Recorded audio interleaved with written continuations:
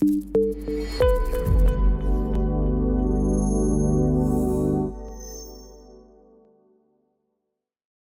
everybody. Thank you for joining us this afternoon, or wherever it is that you are located at over time. Today, we are very, very excited to have Mike with Geopogo joining us today for Geopogo Cities design and render with AI and real city context. First time joining us. So again, this is a great opportunity for us to share with you some exciting new features that they have been working on recently. We actually, as a team, have had the opportunity to deep dive into Geopogo Cities over the last month, and we are very excited for you all to also see firsthand what this 3D geospatial visualization tool can mean, not only for your workflows, but also just understanding the power behind it. I am joined today again by Mike with Geopogo. I am Kelsey. I am the sales operations manager here at ArchVision. And we also have Debbie, our account manager, on the backside helping out as well. So a little bit about today's event. We will have the chat open.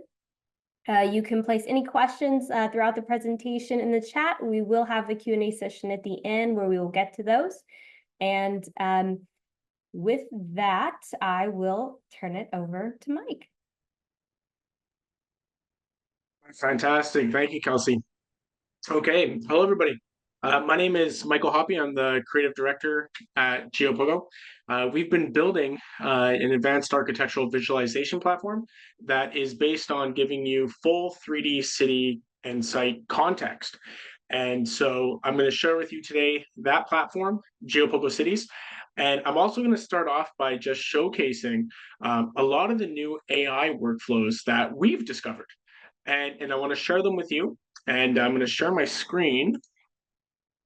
So I'm just going to share the entire screen because we'll jump around here a little bit. And so for everybody who wants to know how to get in contact with me, so again, Michael Hoppe, I'm the creative director at Geopogo. Here's my email address and even a contact number if you want to call me and talk more about artificial intelligence or, of course, how to use Geopogo. I'm here for you to help. I'm going to start really quickly just by talking about what I think are new creative visualization workflows that are starting to be created by mixing up a whole number of different technologies into one package. So about 2 years ago, Google Maps released their Google Maps API. And the Google Maps API gave us access to full 3D city geospatial context for cities around the world. And it's pretty much everything. It's cities, it's rural landscapes, it's everything from San Francisco to New York to the Grand Canyon, Paris, Tokyo, you name it. We have the city data now fully available around the globe. And we took that and we paired it with a powerful development engine called Unreal Engine 5. And so for those of you who know Unreal, you know that Unreal is capable of creating just spectacular visualizations in architecture. It's traditionally used for game development, so very high fidelity, very high graphic gaming. But us designers and architects discovered we could use it to create incredible architectural visualizations and presentations. So the Geopogo team took these two technologies and we combined them together. Then we discovered the new powers that are being created from AI. And we discovered that we could use AI to do a whole number of things. The first one is AI is capable of completely refining the Google Maps API mesh. So a lot of architects we sell to, they'll love the aerial views, but as soon as they get to street level, they want to see the actual views from the streets and they want to see their buildings and designs and towers from the streets. And we couldn't do that before. And with AI, where I'll show you as we go through the application, we can now do that, where we can render out entire street scenes, full and beautiful detail. all just based on the reference images from Geopogo with the Google Maps API in Unreal. Now, the next fascinating technology that popped up from AI is called image to video. So, for a lot of architects on the call or visualization artists, we can all remember setting up sequencers and trying to set up video walkthroughs, video flybys, or even just attempting to animate the people and the cars. And we look at visualization workflows like Twinmotion or Enscape, and you had to manually do this. You had to go ahead and set up the people walking down the streets or set up the cars driving down the streets. Now you just give the AI the image and you can say to it, bring this scene to life or animate this scene. And it can do that. And we're going to show you some really fun videos of how we're able to do that. But you can also ask it to do things that in 3D would either be quite tedious or just kind of annoying. And so, for example, if you have a rendered architectural scene, you can ask it to do little things like, in this scene, add a bus and have that bus say, in this case, we put Berkeley, but you can have the bus literally have the route that's on it. And so for contextual rendering, this is just phenomenal, especially when your renderings go on social media or the client shares them. It really gives everybody a great sense of context of where exactly this project is being located. So here's me again. And so I'm just going to go over the topics again.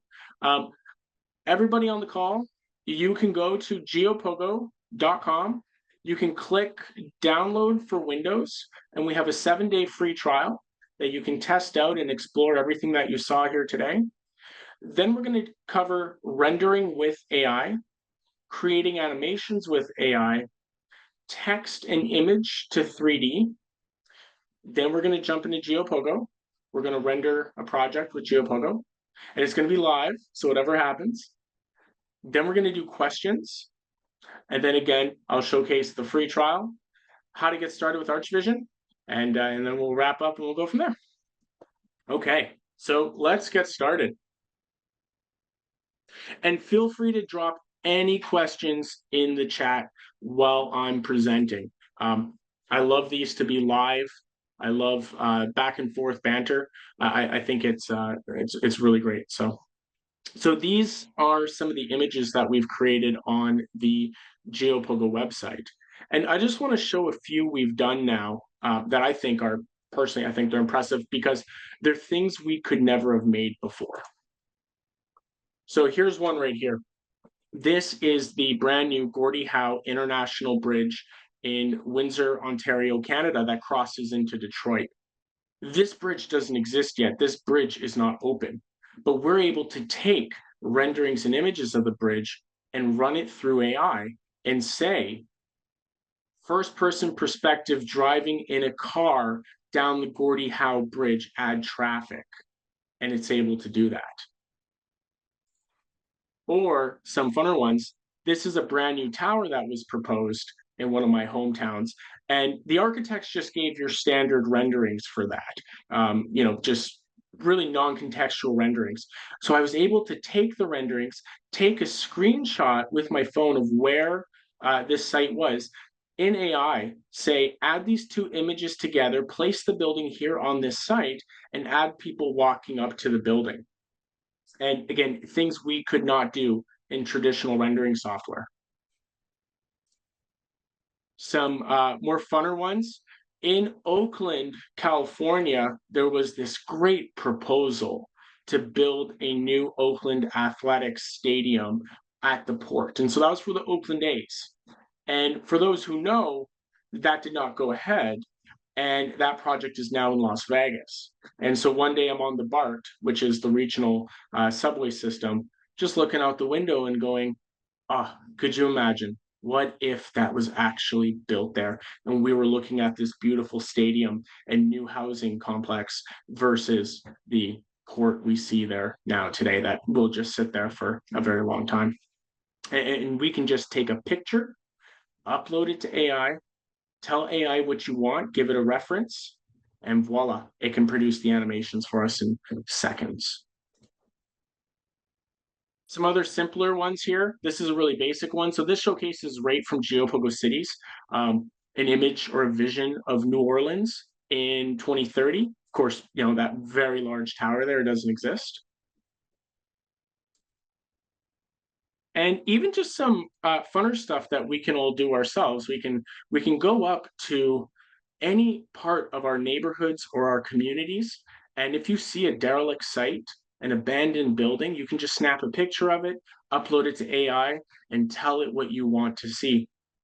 In this case, this is downtown Oakland, and the developers built all of these really beautiful housing complexes, multifamily, all around this site. And you have in the middle what should be a public park.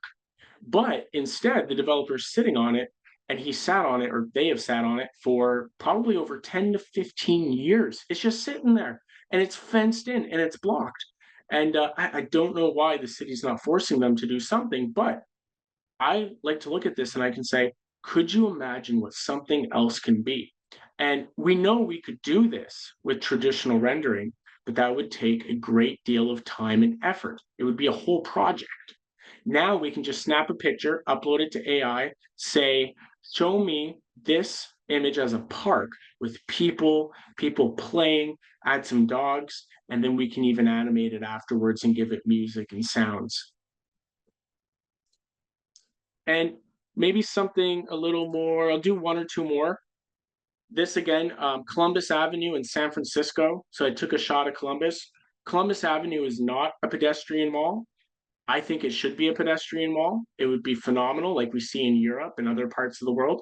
Again, upload the shot, then you type in AI in the prompt and you say, show me Columbus Avenue as if it was a pedestrian mall with people and shops walking down the street. And it's able to do that. And there's many, many more examples that I can show, but that right now is the immediate powers that we have. And I'll just show one more. This was something really fun. This here is my hometown, Windsor, Ontario, Canada.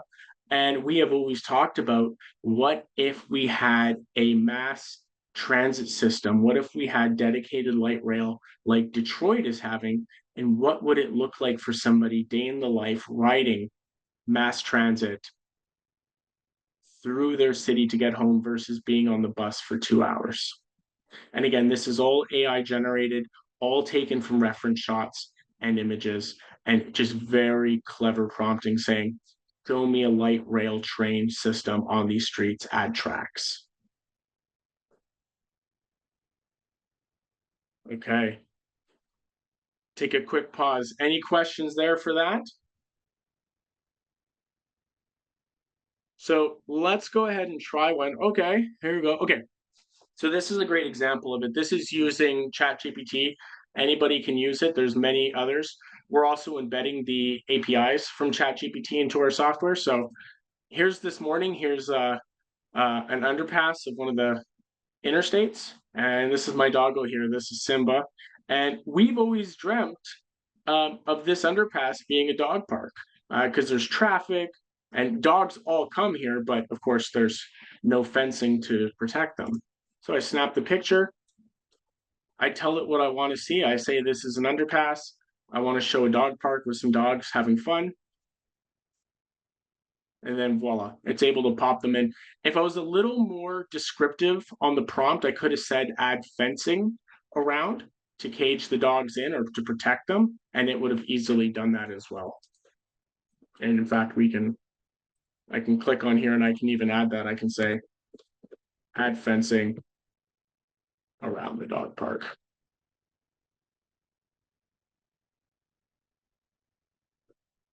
Oh, yes. Okay, Kieran. So let me hold on. Boom. We're just going to do that one here. Okay. So ChatGPT is the most accessible one. It's right in our face, it's in front of us. So I like its models quite well. Now, ChatGPT likes to reimagine scenes. It likes to look at stuff and reimagine it. It's okay at preserving the original integrity, but it's better off reimagining it for now.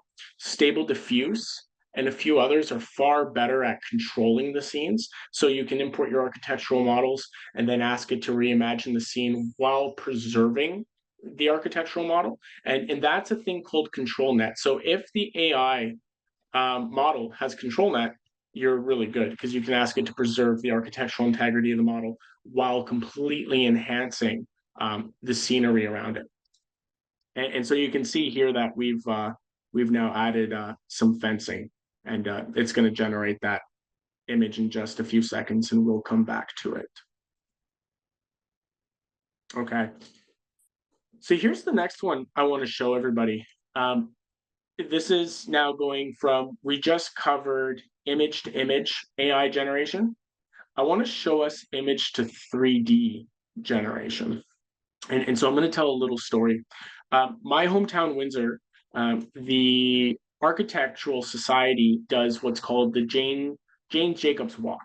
And you see them all over the country, all over the US and Canada. And basically they're architectural history tours. And Dave, for example, our CEO, he does a phenomenal one in San Francisco. And we do these AR tours. And so one of my professors calls me up from Windsor and he says, we need to do a historical walk and we want to use augmented reality to showcase what was once there on these empty sites. And this was one of the buildings. This was one of the city town halls that was there, built in 1927. Now, I'm just going to go here and take you all on a journey with me. And just bear with me for a second. Projects, Jane's Walk. Okay, there we go. Okay. So this was the historical reference image that we had to work with. So as everyone knows, this is typically what we would only have left, is like maybe one or two images surviving of what these historical buildings look like. So there's two options to go down, two roads. Road number one is we attempt to 3D model it ourselves in Revit or SketchUp or wherever. And we all know that's going to take a long time. You're going to model this building for at least a week, and then texturizing it's a whole nother thing, and then exporting it and making sure it's good. We were able to simply take this image, bring it into GPT, ask it to colorize and enhance, and it produced this. So a really beautiful enhanced image of the historical image. We were then able to take this image and bring it into this nifty program called Meshy.ai. And you drop the image in here. So I can go ahead and I can select that image, drop it in, put in all my parameters, and voila, it created this image. Then we were able to take this image and drop it into augmented reality. And then they were able to do their Jane Jacobs tours from there. Now, we don't have photos yet. We're waiting for the photos and videos and captures of what they've done, but we will share those. But this particular workflow is just magnificent for producing 3D architectural models, all from images. And I do believe as this technology gets better and better, not that it's going to replace bespoke 3D modeling, but if a client has a sketch or we've done sketches, why would we not just produce the base model first and then bring it into Revit or SketchUp thereafter? Oh, yes. So yeah, that works too. Now, James, you'll have to isolate a lot of the shots. So let's see what happens here. Let's try one. I think Murphy's Law, everything's always a trial and error, but let's do one here. Let me see. What's a good example? You know what? Let's just redo this model again because I know it's consistent. Okay. Grab the model, place it in. Now remember, if you're working with drone photography or anything you captured, you have to isolate the building in Photoshop, so you just crop it out.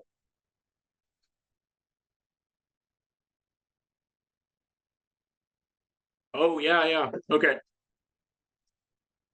Okay, we're just gonna jump back real quick. Okay, there's my fence. It added the fence around it.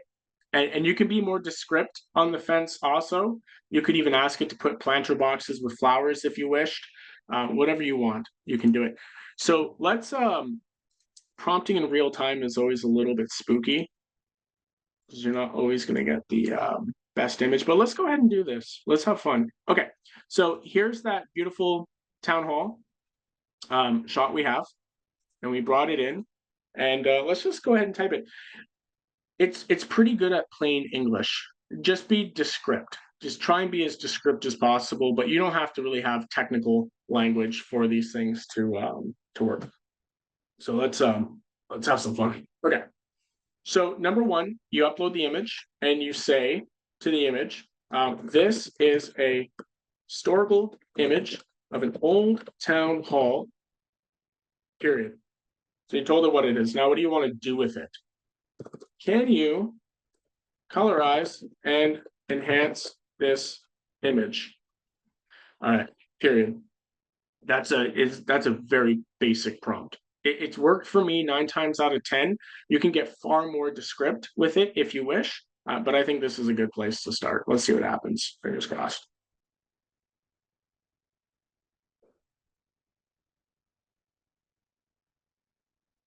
Okay. And the questions about Geopogo, we're going to jump into Geopogo at the end. I'm just showcasing at the moment right now some AI tools that you can take advantage of.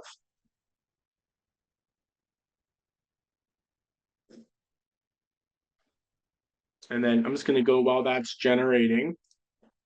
Let's just go see some others here.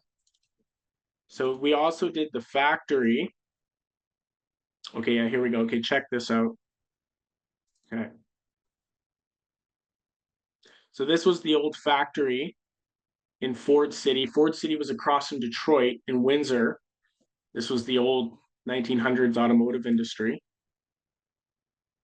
I think this was, let's see here. Yeah, there we go. So you can see here, I cropped it out.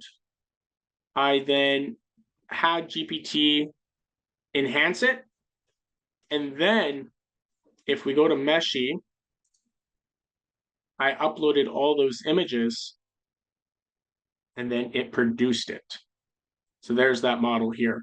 And then you can just export it as a FBX, JLB, whatever you want. This is a great starting point for a model, and you can go and enhance it and do what you want afterwards. Okay, there we go. Okay, so you can see here it's creating the original town hall. So we'll give that a quick second. And ask more questions if you wish.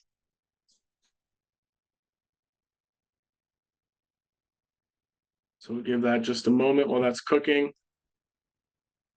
I should learn from Martha Stewart and have it all pre-prepared. That would be much. There we go. Oh, look at that. Oh, that's fabulous. Yeah, that's a great enhancement from the historical photo. And then we can go ahead and I can ask it further. I can say, click on it. Use this image to produce elevations, front, back, left, and right. Now, this has worked for me on and off. We'll see what happens. It usually works. Boom.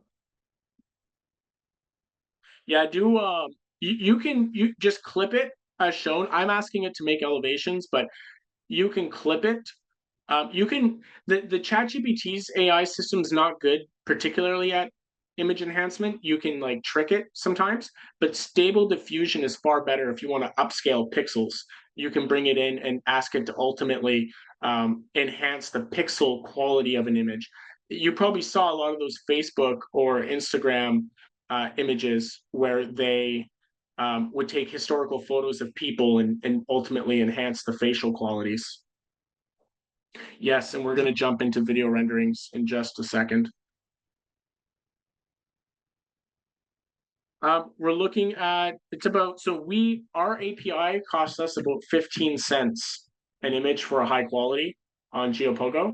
And OpenAI actually is phenomenal because if you pay OpenAI, I think it's the $20 version, you're looking at unlimited image generations. Video generation's a little bit different. Okay. So after we finish this town hall project and we bring it into Meshy here, then we're going to jump into video rendering. You're going to love this. And then we'll jump to Geopogo because I think we'll be pretty close on time by then. Okay, yeah, look at that. Look at that. Okay, so it's making these elevations for you. That's pretty good. I'm pleased. Oh yeah, look at that. Oh, just fabulous. Okay. So let's do this. Okay, now you can say split these into 4 images for me to import into meshy.ai. But let's just see what happens there. Let's grab these images. Maybe Meshy's smart enough and I can deal with it. So I'm just going to save these. There we go. And I'll also see what it ends up doing here. It's pretty smart. But let's go to Meshy. And let's go ahead and grab those images. There we go. 1. And then you click on multi-view so you can give it the elevations. But actually, I don't trust it'll work that way. Not you. Gonna go you. Okay, watch this. I'm just gonna do a little trick. Just do a screenshot, rectangle, 1,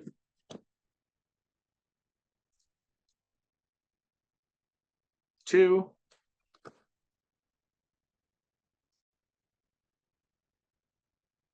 3, and then just move this out of the way.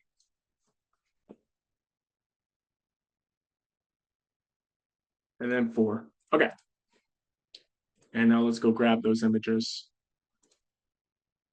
And that is in my image folder, screenshots. There we go. Okay, 1, 2. Let's grab you. Let's grab you. And we'll do one more.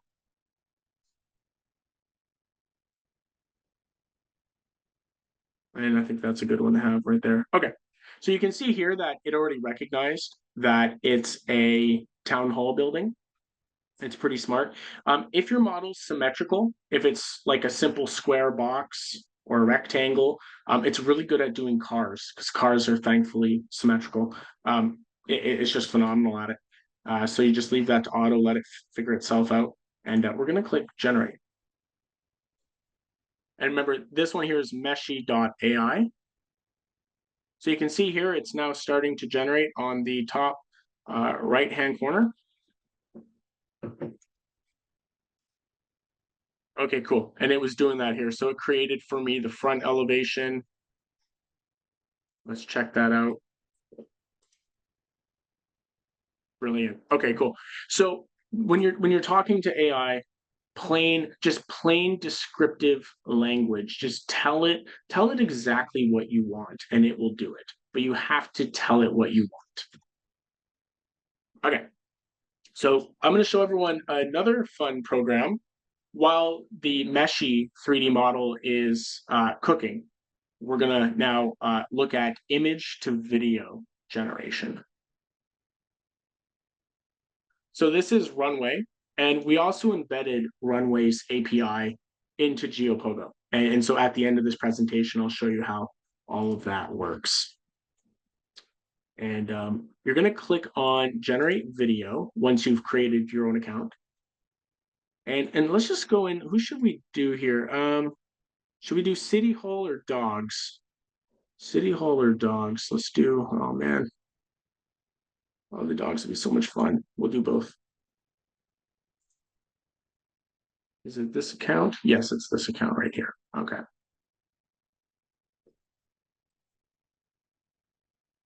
All right. Okay, back at it.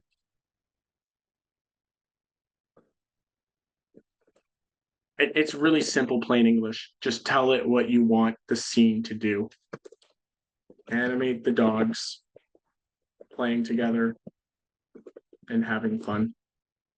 in architectural visualization, and we'll get to that, you would do things like animate the cars and people.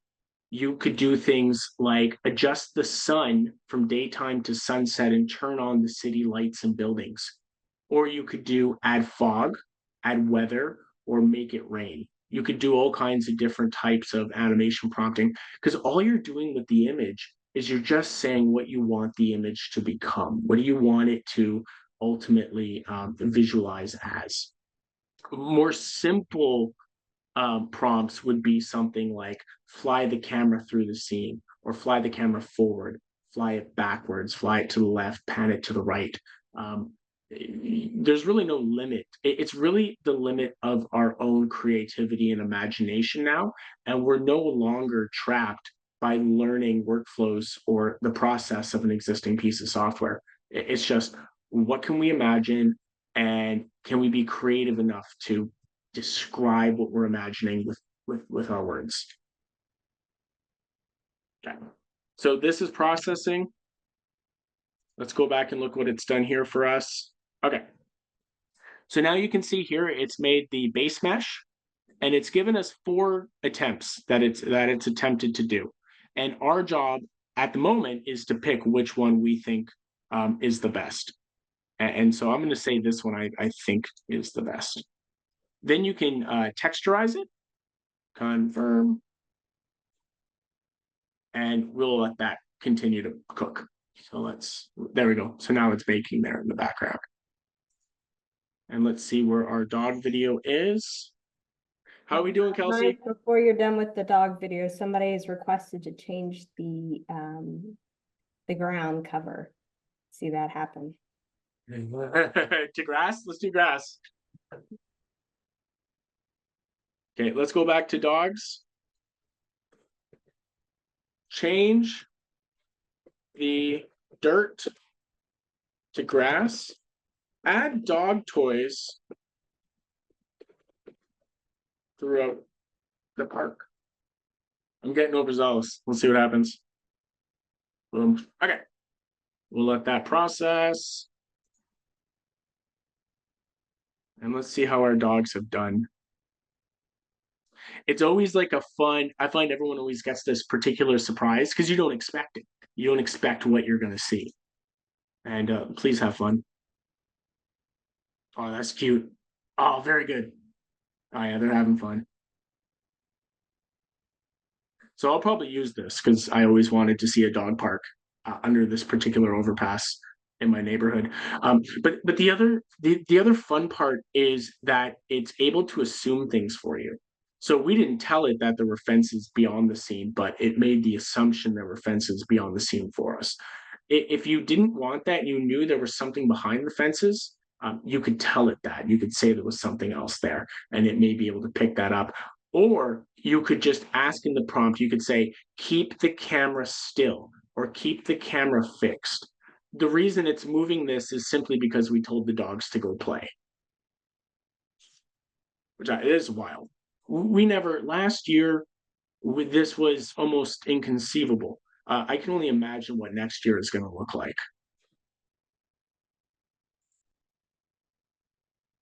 Okay, let's go look at, let's see about dogs with green grass. Okay, that's still generating. Here we go. Aha, ta-da. So there is the 3D model of our town hall. And so it did the best it could. And again, you can take this into any program you wish and then ultimately visualize it further from there or use it as a base model to trace on top of it. But what we used this for was augmented reality. So I downloaded it. You can even resize it. You can even get it to create an assumption about its scale. Like if you do here, it goes, it can resize the model to real world dimensions, and it makes an assumption. It's probably looking at door sizes or window sizes. Yes. You got FBX, OBJ, JLB, STLs, a Blender file, and a USDZ. So watch this. We're going to do Blender. I'm going to get it to rescale it for me. Hit download.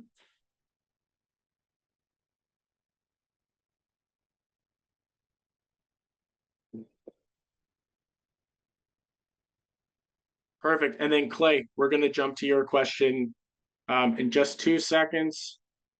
Okay, we grab Blender because we're almost done showing the tools.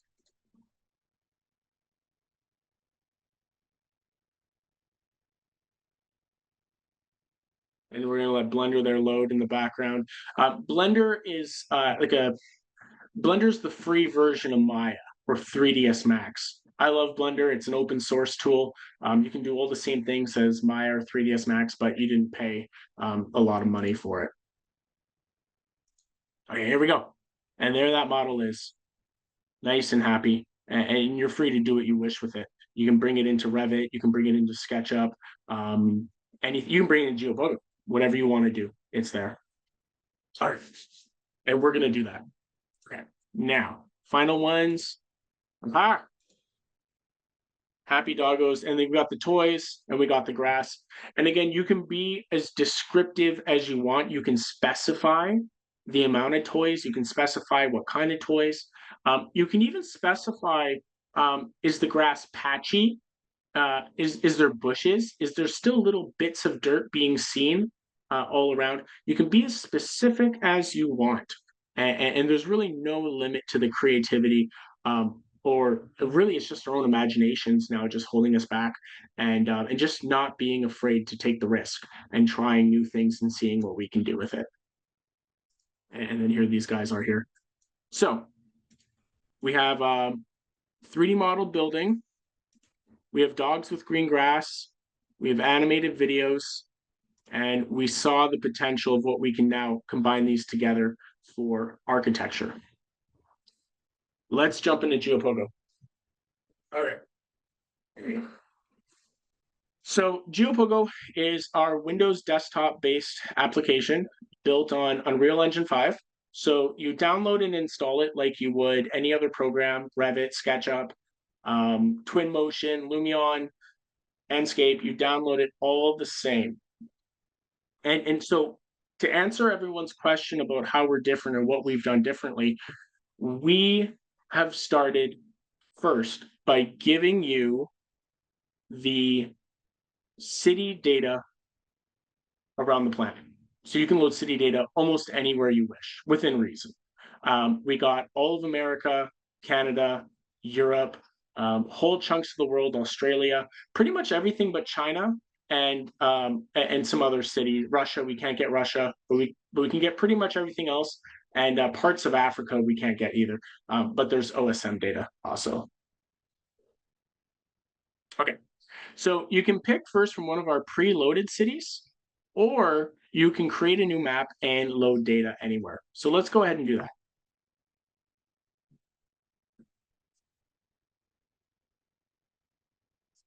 So we'll just let this load real quick.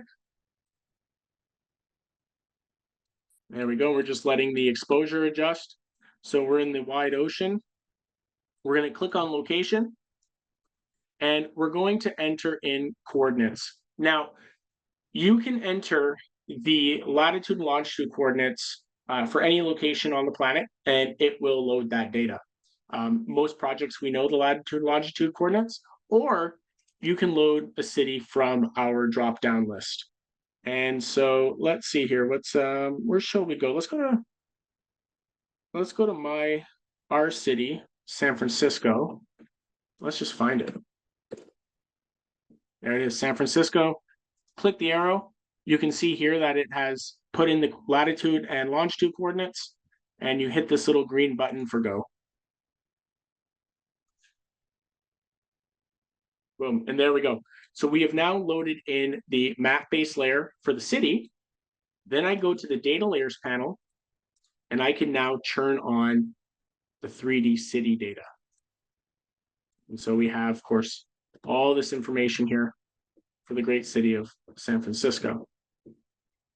Now, I'll call every city great. I love all cities on the planet.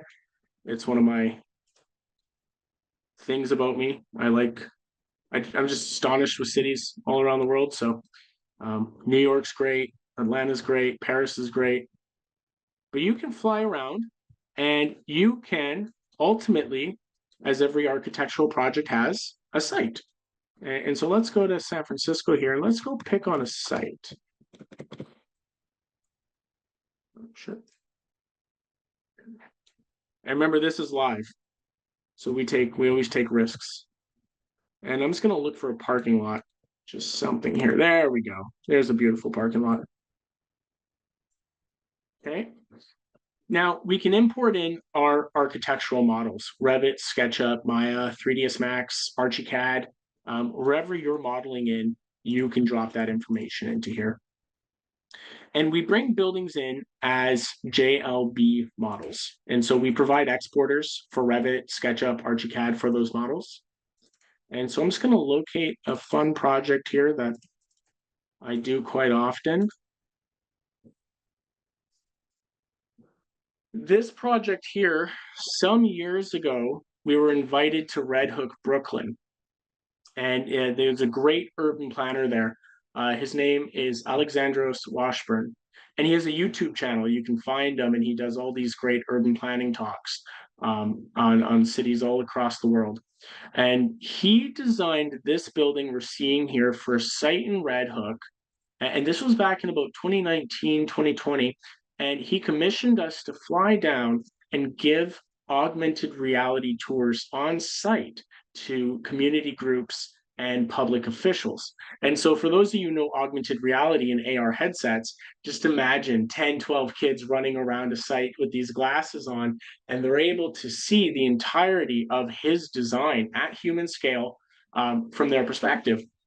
And we gave them these buttons that they could press that would change the design options. He gave them 3 design options, and they could all vote on which design option they liked best.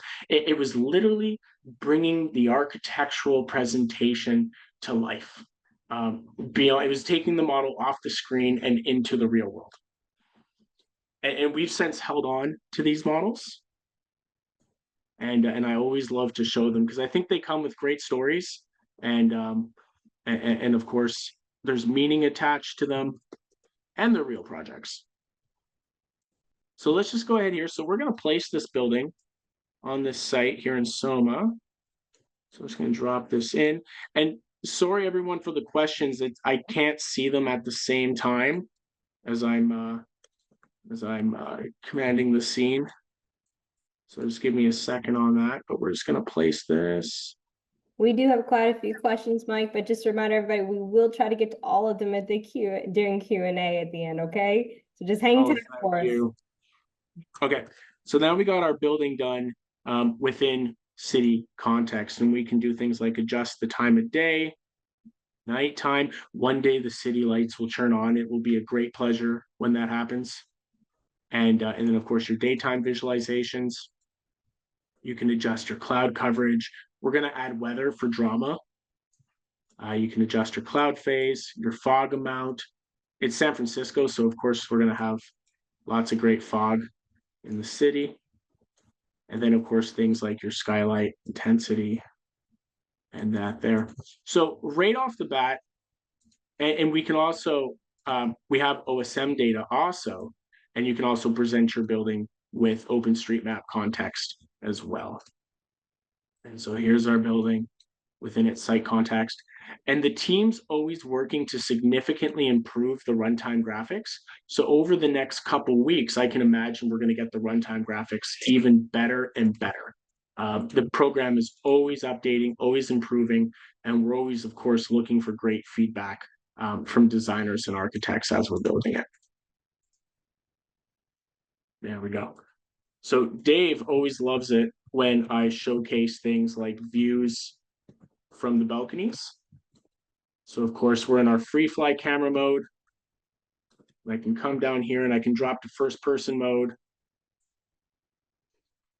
And now we can walk around the site. If you've modeled the interior of your buildings, you can walk around inside and you can see the views out the windows. We were working with a firm called DGA Architects, and it was a very similar project in a very similar location to this. And for that client, the most important thing was their presentation room and the view it had. He had to make sure he could see the skyline while they were doing presentations. And so this tool was just phenomenal for them. So you can walk around here, We can go back to our camera views. I'm going to go back and find that building where you at. There you are. Now let's jump into the rendering. This is the fun part. So remember, everything I showed you, if you have, and this is one of the secrets of AI, we're all learning together. If we feed AI contextual images plus our 3D model, there's almost no limit to what we can achieve. So set your scene up, put a little bit of clouds in, just that time of day, just a little bit. There we go. And we're going to hit render. I'm going to do a high resolution screenshot. There we go. We're going to click on AI. We're going to click on the image we want. And now the exact same thing. Now it's going to get me in trouble because it's Murphy's Law and it's live. But we're just going to go ahead and I'm going to do something simple. I'm not going to get crazy. I'm just going to go add cars to the street and add people to the sidewalk. And I'll leave it at that. I'm not going to get too crazy. Just to try. If you want to get crazier, I could put add Geopogo signage, but we'll do that after. We'll confirm it wants to work. So what we basically figured out is that the Google Maps API is giving us the base layer data image of the entire city, of almost any perspective you can imagine. But the Google Maps API data is not yet perfectly photorealistic. We trust in time, Google will make it photorealistic, and so we trust them. But until then, we're using AI to ultimately visually enhance the data to make it photorealistic using AI. And so let's generate that. How are we doing on time, Kelsey? Sorry about that. We're pretty good. We got about 12 minutes before we're probably going to wrap it up, and we got a bunch of questions. So whenever you're ready. Wonderful. So the hardware, yes, you need a good computer to run it. It's run off the cloud, so it's not as impactful on performance. But as long as you have a dedicated graphics card and it's a fairly new machine, you should be good to go. The team's building in a whole array of graphic option settings, just like Twinmotion, where you can turn it from low, medium, high, and ultra graphic settings. And that way there, almost any computer could run the program. And then either if you want to upgrade hardware or just take it to the extent that the computer can handle it, it should be fine. So it's generating the image. So remember, it took about 30 to 40 seconds when we were doing the dog park. And it'll be about the same, give or take. So we'll let it do its thing. Clay, great question. The guys are working on it. And probably in the next 4 weeks, I would say, we built a tool that lets you delete existing buildings and context. It's just, we're refining it. And I hope the guys can have it up pretty soon.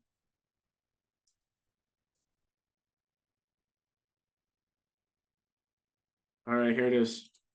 Come on, baby, be nice. Oh, beautiful. Okay, so we got level 1 refinement. So you can see here that it's added cars, it's added some people, but we can take it a little tiny bit further.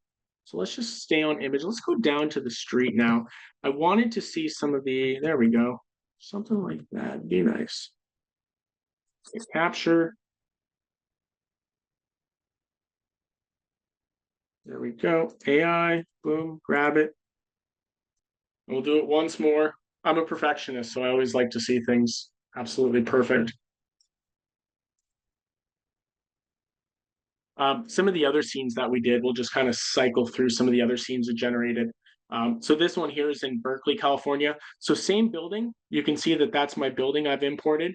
And in this image, I asked it to add a bus, and I asked it to put the Berkeley logo within the bus. This is in San Francisco, some night scenes or kind of like clouded out gray scenes. Some nice night scenes.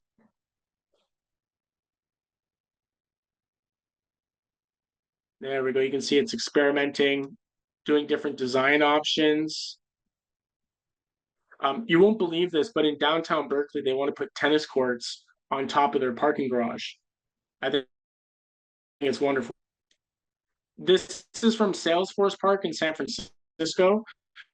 So we're showcasing a brand new skyscraper here. There we go. This is really nice. Some night scenes. A ferry terminal between Detroit and Windsor. It doesn't exist. A park in Chicago.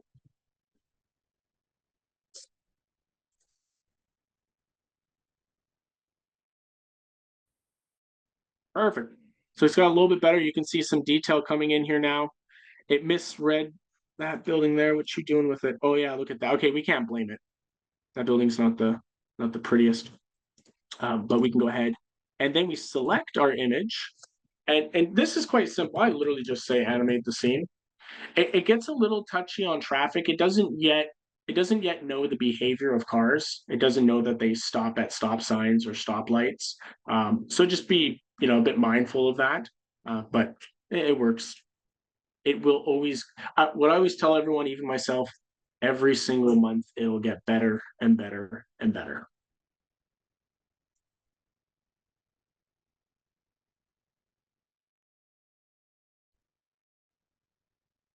And then while it's cooking that up, I can even showcase some other scenes that we did here. Were some good ones I liked.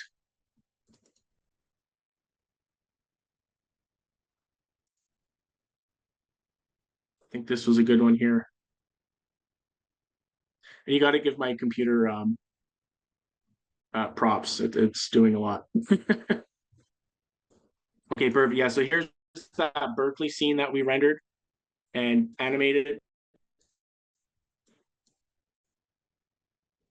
And then I will let us. All right, fingers crossed. Come on.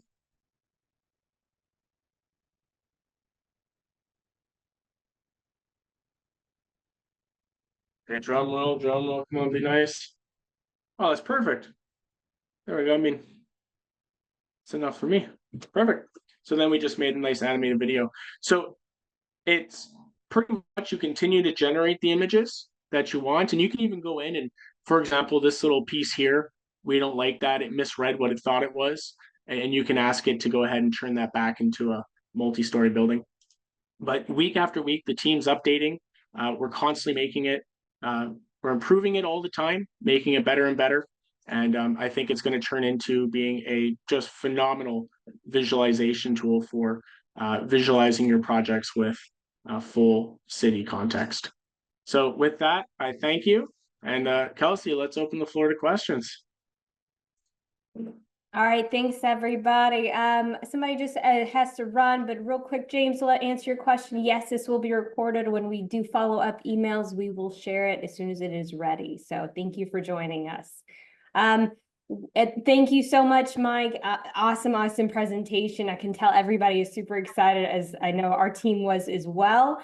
So I'm going to just hop back in this last bit of time to some of the first questions, see which ones we didn't answer here. So jumping backwards, Dave asked, who are the types of professional organizations who are now using this software? Yes. Okay. I don't know if I can name names. So there's a great firm in Kansas City that was a spinoff from HOK Architects, and they do stadiums. And this was perfect for them because, of course, when you're doing a large stadium project, you want all the city context to accompany that stadium, and more importantly, the skyline of downtown Kansas to be a part of it. So this was is a phenomenal tool for them because what it's doing differently, of course, is number one, it's giving them full city context of all of Kansas City and the outskirts and suburbs beyond. Number two, they could import this very large stadium model. So it typically happens in Enscape or Twinmotion. Large or even Lumion, very large models start to bog the program down significantly. It creates lagging or even extremely long loading times. Remember, we built this on Unreal Engine 5, and thanks to them, to the Unreal guys, they built in a nifty piece of technology called Nanite. And Nanite lets incredibly large models just breeze through the hardware without lag performance or any issues. And so those two are quite significant. And then the third one, as we tweak the AI, we truly believe, and I believe this only, I've been a visualization artist, I've been an architectural designer. We can do things with AI that we can no longer do with traditional rendering. And as we tweak it, as we get it better, we're going to have a lot of fun with what it's capable of. Awesome, awesome. Thank you. Touching back again, and just for anybody, if we run over a few minutes, you are welcome to stay. And then if we do not get to your question, we will get some answers for you. We will follow up in a direct email. So curious which models you like best. Looks like ChatGPT is a good one. Any others you've seen success with? Yeah.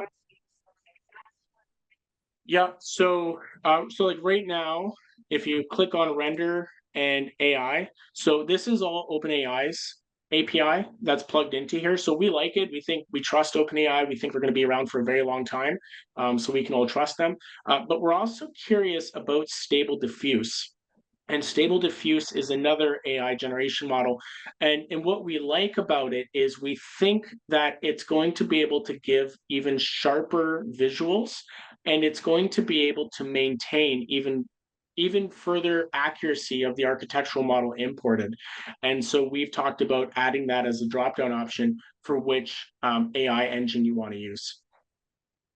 Awesome, awesome. Okay, a couple more here. I don't think we got to this one. Any constraints on the photo resolution or just clipped as shown? James already hopped off. I'm not sure exactly what he meant. It might have been a timing. Oh, right. So we put in, so for resolution, if you look here on render, so we put in 3 resolution options. So 1280 by 720, 1920 by 1080, which is quite standard. And then we put 3, basically 4K. So 1, 2, and 4K resolution. So you can get some pretty decent imagery out of it. Cool. Let's see real quick. Cost generating AI images and how that can be managed effectively. Yeah. So right now the current pricing model is 99 a month or 9.95 for the year. So that's unlimited generations in this current pricing model. So if you grab on that pricing model, that's really good. That's unlimited. What we're thinking about doing is making it a pay as you go. So you basically just pay for number of generations as you want to. And we're not sure yet what that pricing will look like, but for context, it's about 15 cents an image that's generated. And so we're working out the pricing for that. But right now, 99 a month, 9.95 for the year is unlimited. All right. I'm going to get to this one Don't last share that. question because I know you have a couple more things you wanted to add in there. I'm going to give you time. And then again, if I miss any questions to share with Mike, I'll take a look and we'll try to get you some answers. But do you have a favorite building, BIM warehouse? Oh, do you have new favorite building BIM warehouses? Do have new, not sure exactly. Do you have new favorite building? Clay, we will get back to your question, okay? And if you want to send me a little bit more clarification on what you meant by that one, please do, and we'll have Mike answer it. But Mike, I'm going to go ahead and turn it back over to you to kind of do a little bit of wrap up here since we are on the hour. Go ahead. Right. So yeah, I'll just start and say that I think a lot of this is born from, images are visual mediums that we use to share ideas. And really, I think it's how effectively can we communicate the ideas in our minds, either back to our clients or back to the general public. And what are some really clever, inventive ways that we can share those ideas that we could never have done before? And so, of course, from our perspective, city context is by far number one, because you're sharing a design and you want to, number one, see your building, how it relates to the cityscape around it. And then people also want to see how your building relates to the cityscape around it. So that's that. And as we get into some more kind of clever things, like, here's like a neat, fun one we just did. Mosswood Park in Oakland used to have creeks running through it. Beautiful creeks were actually many creeks were running through the East Bay into the bay, and they buried them all. They buried all of them, and I think it's terrible. And so I look at this as an opportunity. We look at all these AI tools, and really they're just methods for better communicating our ideas quickly, effectively, and in a very efficient way, where these are no longer these like long-term projects. These are just, oh shit, I have an idea, snap a picture, and ultimately construct your scenes instantly to communicate your visions of ultimately how you want to see a better world. That's why we're in architecture. We want to make a better world, better cities, better buildings, and ultimately better opportunities for everybody that lives in them. Awesome. I'll end there. I think that's a good ending. I think so too. So, all right. Well, again, thank you, Mike, for an amazing presentation. Very eye-opening.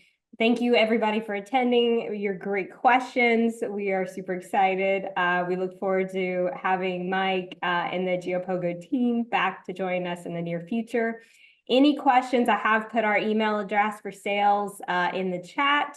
Mike's is there as well. We are working together, so please, feel free to get a hold of either one of us. And again, when the recording is ready, we will be sending out an follow-up email, sharing that with you, so you can reference back, get more answers, get more tips and tricks, and of course, share with your teammates as well. So thank you again for joining us, and we look forward to seeing everybody again next time.